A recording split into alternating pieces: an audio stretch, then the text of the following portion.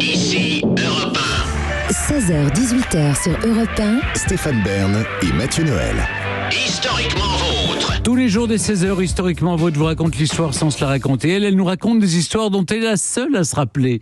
C'est Clémentine Portier-Kaltenbach. Aujourd'hui, Clémentine, tout le monde l'a oublié. Le président Jules Grévy, un président de tous les records pourtant. Oui, en effet, parce que je vous le disais tout à l'heure, messieurs, il a été le premier président républicain de notre histoire, le premier président réélu.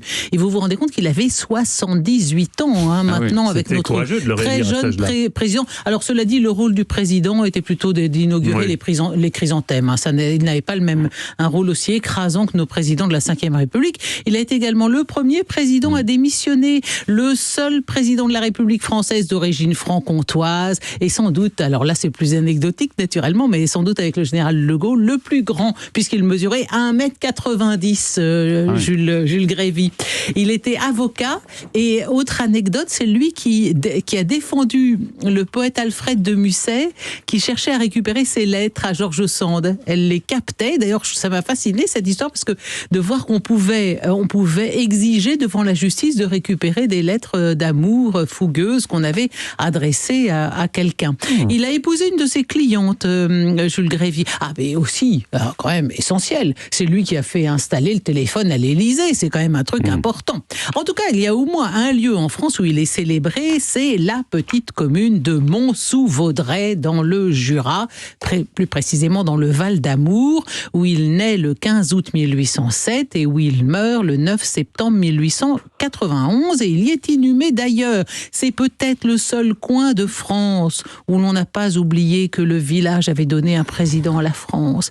Et donc il y a une rue Jules Grévy, une école primaire et un collège Jules Grévy, une salle des fêtes Jules Grévy, un château dit Jules Grévy, et même une association qui organise dans le village les balades à Jules, sur les traces de Jules Grévy.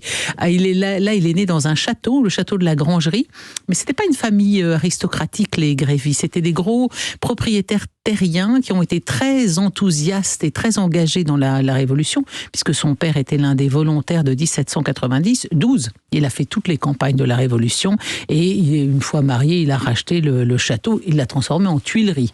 Donc il en a fait une entreprise industrieuse, mais c'était une famille profondément républicaine. Et d'ailleurs, Jules faisait ses études au collège d'Arc à Dole, et quand le collège a été pris par les jésuites, immédiatement son père l'a sorti pour le mettre dans l'enseignement public.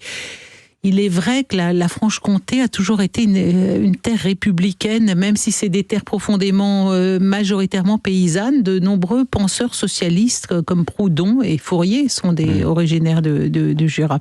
Bon, aujourd'hui, le château de la Grangerie, c'est d'une maison de retraite, donc il n'y a pas grand-chose à voir.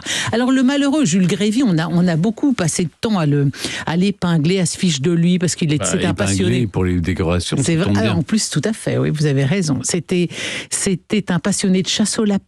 Et on l'accusait d'être pingre. L'historien Georges Poisson a écrit de Jules Grévy: le président recevait, en plus de sa liste civile, 600 000 francs de frais de déplacement sans se déplacer et de frais de représentation sans représenter. Enfin, ça restait quand même gentillet, parce qu'on a en effet beaucoup moins ri au moment du scandale des décorations, dont je rappelle qu'en effet, vous en disiez quelques mots, Stéphane, son gendre a commencé à se faire payer pour distribuer des légions d'honneur. C'est quand même, ça l'affiche mal. Ce qui ne l'a pas empêché de se faire réélire, d'ailleurs. Bon, alors c'est pas vrai, c'est un peu injuste de dire qu'il recevait des frais de déplacement pour ne pas se déplacer, parce que à l'époque, quand il avait des congés, il revenait systématiquement dans son village natal de Mont-sous-Vaudrey. Il n'allait jamais dans les résidences présidentielles, et chaque été, son petit château prenait des airs de Trianon. Et comme il y allait souvent, avant d'être président, il avait été député du Jura, très inspiré par les travaux d'Haussmann à Paris. Il a fait bénéficier Mont-sous-Vaudrey des premiers trottoirs et des premiers réverbères. Oui, Mont-sous-Vaudrey était le premier village du Jura à avoir des trottoirs. Mais surtout, ce qu'il faudrait peut-être retenir plutôt que les trottoirs, c'est que Jules Grévy a organisé la première célébration publique du 14 juillet. le 14 juillet 1880. C'est lui qui instaura pour emblème la Marseillaise et le drapeau tricolore. C'est pas rien tout ça. C'est aussi lui qui, lorsqu'il était président, a renoncé à son droit constitutionnel de dissolution en disant je n'ai pas la légitimité de l'Assemblée, donc je m'interdis de la dissoudre. Et c'est lui, enfin, qui fut à l'origine d'une loi sur la liberté de la presse. Vous vous souvenez autrefois quand vous étiez petit sur les murs de Paris, défense d'afficher, loi du 29 juillet 1881. C'est Jules Grévy. Et la presse s'est pas privée de profiter de cette liberté nouvelle, puisqu'à l'époque de Jules Grévy, il n'y avait pas moins de 70 journaux satiriques. 70 journaux satiriques. Aujourd'hui, on doit pouvoir les compter sur les doigts des deux mains.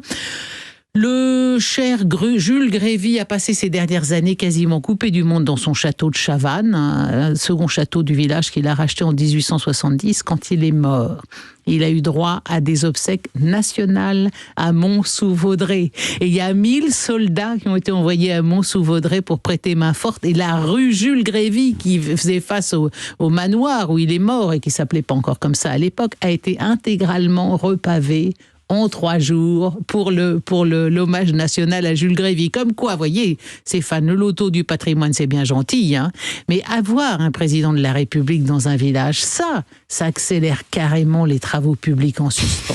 Je n'avais jamais pensé à ça, Stéphane. Les choses doivent aller très vite à Tiron-Gardé maintenant que vous êtes installé là-bas. Vous êtes quasiment comme un président de la République. Je suis sûr que la rue a été repavée en 3 jours. Ça doit être fleuri. Je pense à... Parce que quand vous êtes à Loches, où vous descendez du logis royal, on vous montre la maison de Daniel Wilson, la maison du député qui était le gendre de Jules Grévy et qui a compromis son beau-père dans cette histoire des scandales de décoration. C'est vrai, mais moi je retiens toujours et surtout que cet homme-là a été réélu. Vous retenez le positif. Vous avez raison. Non, je ne retiens pas le positif, parce qu'il était associé à un scandale avéré, et les gens quand même revotaient pour lui. Donc voilà, que voulez-vous. On a les politiques qu'on mérite, hein, et si on revote pour eux quand ils ont pris la main dans le sac... Comme a dit récemment M. Guérini, mais les Français sont les juges de paix. Oui, tout à fait. On embrasse M. Guérini, et d'un scandale, on passe à un autre scandale, le quiz. À tout de suite. 16h-18h sur Europe 1. Historiquement vôtre.